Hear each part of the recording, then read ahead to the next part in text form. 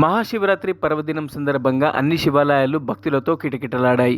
బోధన్ పట్టణంలోని ఏకచక్రేశ్వర శివాలయంలో ప్రాతకాలం నుంచి స్వామివారికి రుద్ర నమక చమకాలతో అభిషేకాలు, అర్చనలు, అష్టోత్తర నామావళి, బిల్వార్చన, మంత్రపుష్పార్చన, మంగళ నీరాజనాలతో విశేష పూజలు నిర్వహించడం జరిగింది. బోధన్ పరిసర ప్రాంతంలోని శైవ భక్తులు వేలాదిగా ఆలయానికి తరలివచ్చారు. ఈ సందర్భంగా బోధన్ డివిజన్ ఏసీపీ శ్రీనివాస్ ఈ పూజా కార్యక్రమంలో పాల్గొన్నారు. ఈ సందర్భంగా వారు మాట్లాడుతూ ఈ ఆలయానికి ఎంతో చరిత్ర ప్రాముఖ్యత కలదని, భక్తులు అధిక సంఖ్యలో వస్తున్నారని, తమ వంతు సహాయ సహకారాలు నిర్వహిస్తామని, అదేవిధంగా 27వ తేదీ గురువారం రోజున స్వామివారి ఊరేగింపు నిర్వహించడం జరుగుతుందని, ఆ కార్యక్రమానికి కూడా పూర్తి భద్రత కల్పిస్తున్నామని తెలిపారు. ఆలయ కార్యనిర్వహణాధికారి రాములు, ఆలయ అభివృద్ధి కమిటీ చైర్మన్ హరికాంత్ చారి వారి పాలక మండలి తరపున పండగ సందర్భంగా స్వామివారి దర్శనానికి తదితర భక్తుల అవసరాలకై అన్ని రకాల వసతులు కల్పించడం జరిగిందని తెలిపారు. ఆలయంలో ఆలయ ప్రధాన అర్చకులు గణేష్ మహారాజ్, అర్చకుడు మహేష్ పాఠక్, శివకుమార్ వారి బృందంచే స్వామివారికి ప్రత్యేక పూజా కార్యక్రమాలు నిర్వహించడం జరిగింది. బుధవారం రాత్రి స్వామివారి కళ్యాణం, లింగోద్భవ కార్యక్రమంలో స్వామివారి అలంకరణ ప్రత్యేక ఆకర్షణగా నిలుస్తాయని తెలిపారు. భక్తులు మహాశివరాత్రి అలాగే గురువారం నాటి స్వామివారి రథయాత్ర ఊరేగింపుకు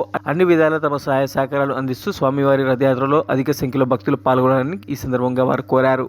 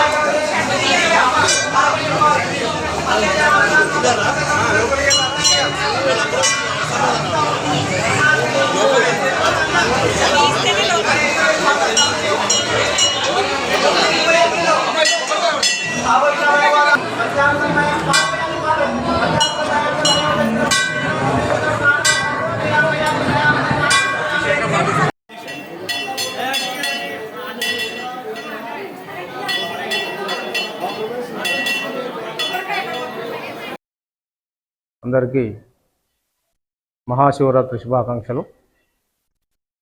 నిజామాబాద్ జిల్లా బోధన పట్టణంలోని శ్రీ చక్రేశ్వరాలయ శివాలయంలో ఈరోజు ఉదయం 4 గంటల నుంచి పూజలు, వ్రతాలు ఇవన్నీ కూడా హోమాలు జరుగుతున్నాయి. అదేవిధంగా ప్రజలు కూడా పెద్ద ఎత్తున స్వామివారిని దర్శించుకుంటున్నారు. దాదాపు 1,00,000 వరకు కూడా ప్రజలు స్వామివారిని దర్శించుకునే అవకాశం ఉంది. ఈరోజు రాత్రి కూడా స్వామివారి కళ్యాణోత్సవం ఉంటుంది. కళ్యాణోత్సవం, లింగోద్భవం ఇవన్నీ కూడా ఉంటాయి. సో దీనికి కూడా పోలీస్ తరపు నుంచి అన్ని ఏర్పాటు చేయడం జరిగింది. రేపు 27వ తారీఖు రోజు ఊరేగింపు ఉంటుంది. ఈ ఊరేగింపు ఇక్కడ మన చక్రేశ్వరాల నుంచి బయలుదేరి మన రేంజల్ వేస్ట్ అట్లా తట్టికోట, మారుతి మందిర్, మళ్ళీ యథావిధిగా ఇక్కడికి ఊరేగింపు వస్తుంది. దీనికి కూడా పోలీస్ తరపు నుంచి భారీ బందోబస్తు ఏర్పాటు చేయడం జరిగింది. ఇక్కడ ఆలయ కమిటీ కూడా మంచిగా భక్తులకు అసౌకర్యం కలగకుండా మంచి ఏర్పాట్లు కూడా చేయడం జరిగింది. మేము కూడా వాళ్ళకి ఏదైనా అవసరం ఉన్నా కూడా మేము అన్ని రకాలుగా అందుబాటులో ఉంటాం.